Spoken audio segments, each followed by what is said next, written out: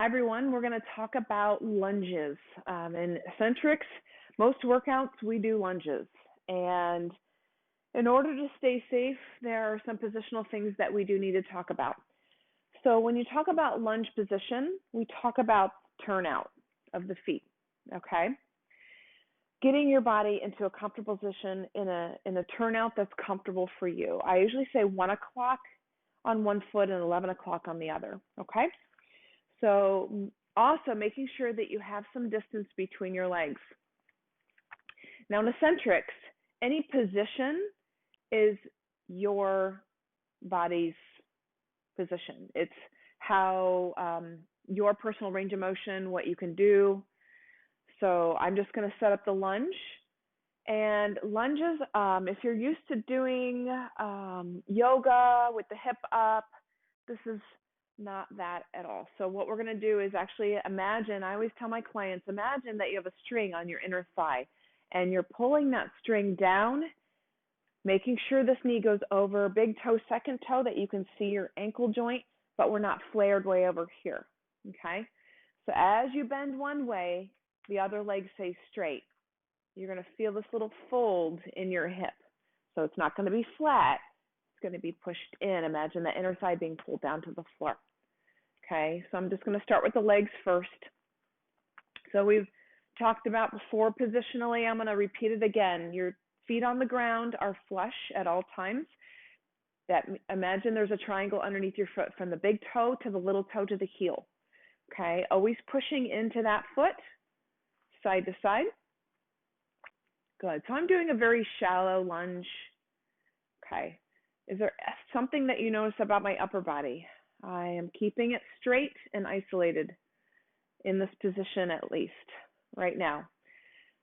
So your upper body stays neutral. Imagine my hips are floating side to side. So I'm not leaning over at all, lunging side to side. So when I lunge, I want you to imagine that you're floating, okay? That you're gracefully moving side to side and not feeling a lot of pressure, okay? When we stretch, anytime we're using any type of stretch, it doesn't need to be felt so deeply, okay? Sometimes when we feel something super deeply, that means we're tensing up the muscle. We don't want to do that. So go through your personal range of motion in this position. Good. Side to side. Okay. So then we can add arms, flow through. Good. So let's talk about the upper body a little bit. So we're lunging. We usually follow the direction of the bent knee with the arm. That's not always, but usually we follow the bent knee. Okay, and when we open up those arms, a lot of times I don't twist with it. What I do is I stay isolated, then I take my arm behind, and what that does is allow that stretch to happen deeper. If I come out and I follow my arm, guess what? I lose that stretch. So you open up. So lunging, rolling, just different movements you can do. When we do diagonal windmills here in a lunge position, what I like to do is follow my arm all the way down. What that can do is torque my knee slightly, so I adjust my foot as I need to, okay? And then I'll maybe come to the other side and adjust.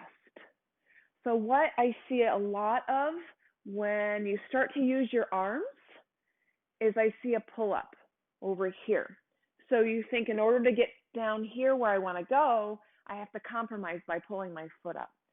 So what I say is finding your personal range of motion, back to that again, pushing that foot down and elongating the body, making sure this foot, the outside of that foot is always on the ground. I even see a slight bit up with that foot.